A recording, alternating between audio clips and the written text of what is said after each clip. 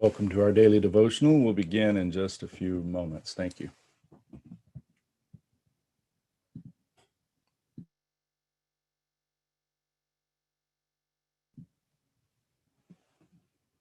Good morning and welcome to our daily devotional from Pilgrim Congregational Church. I'm Patrick Horn.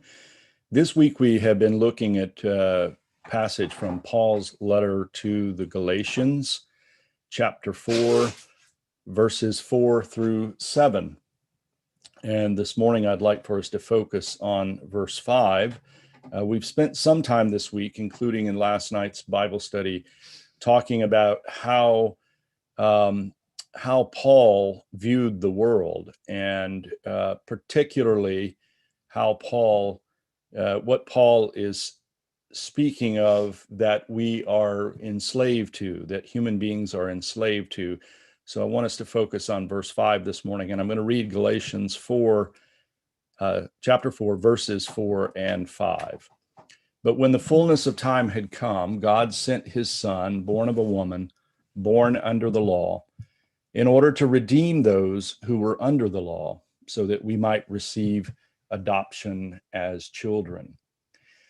So we've talked this morning about, we've talked this week about how for Paul, God's sending Christ into the world is a apocalyptic moment. That is, it's a very it's eternal, and it's something outside of history breaking into history. And the importance that Paul emphasizes is that Christ is a human being born of woman. Christ is not some kind of special, different sort of creature. Christ is fully human, and born of woman, born under the law, meaning Christ is also Jewish, and this is important because Paul understands, of course, the relationship of humanity to God in and through the law.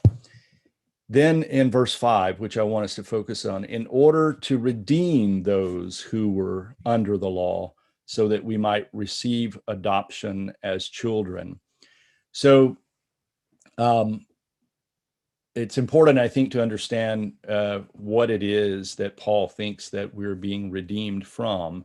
And it is this slavery that he speaks of in verse 1, that is a slavery to the elements of the world, the elemental spirits. And remember how we talked about these elemental spirits are somewhat like demon spirits, demonic spirits that entice us to believe that there are things in this world, there are things that have to do with our relationship to the world that can take the place of the transcendent God. And Paul believes that we are enslaved to these demons, that we're constantly struggling against them. And he further believes that we don't really have very much power to resist them outside of the grace that comes from God sending his Son. So Paul really paints a really very dour picture of humanity in the throes of slavery, and not only being enslaved, but not having the power to resist this enslavement or to liberate ourselves from this enslavement. And what he's talking about, of course, is what we would describe as an act of grace, that in order for us to be able to overcome this kind of enslavement, for us to be able to put the transcendent God the Father, in the rightful place in our lives and to become one with that Spirit, we need the power to liberate ourselves. We need to be liberated from these demonic spirits.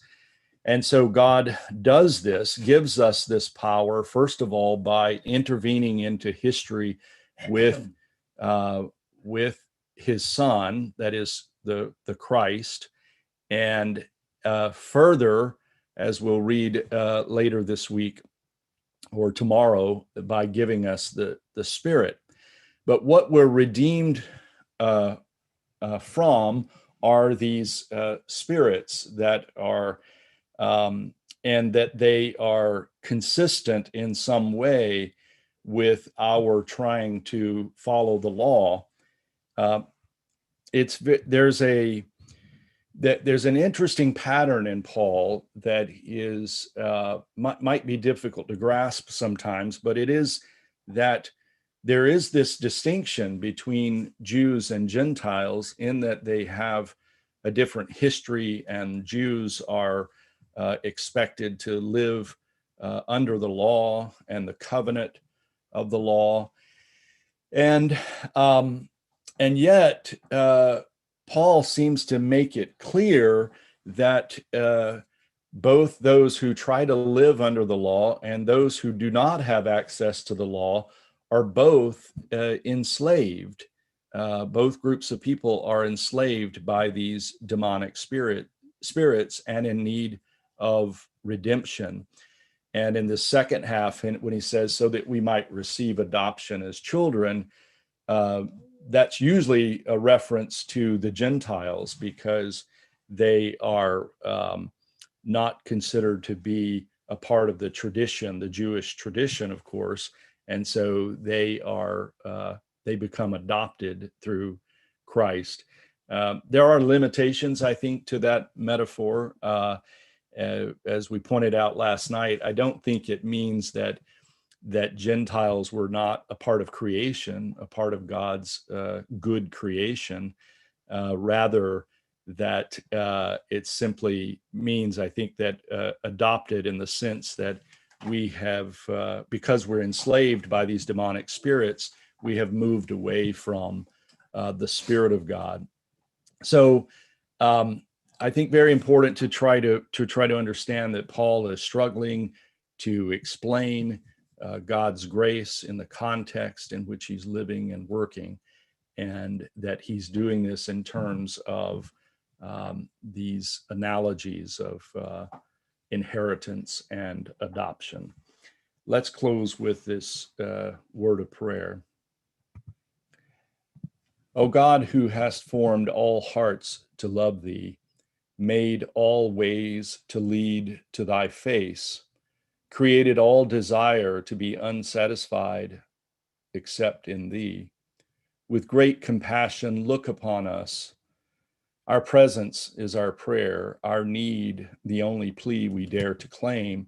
Thy purposes, the one assurance we possess. Some of us are very confused. We do not know why we were ever born, for what end we should live, which way we should take. But we are willing to be guided. Take our trembling hands in thine and lead us on. Some of us are suffering within. We long for love and friendship, but we care for no one and feel that no one cares for us. We are misunderstood. We are lonely. We have been disappointed. We have lost our faith in human beings and our faith in life. Wilt thou not let us love thee who first loved us? And some of us are vexed with passions that scare us. To yield to them would mean disaster. To restrain them is beyond our power, and nothing earth contains exhausts their vehemence or satisfies their fierce desire. And so, because there is no answer, no end or satisfaction in ourselves, and because we are what we are, and yet long to be so different, we believe thou art, and that thou dost understand us. By faith we feel after thee. Through love we find the way. In hope we bring ourselves to thee. Amen. Thank you for joining me this morning from Pilgrim Congregational Church. I'm Patrick Horn, and I hope you have a great day. Goodbye.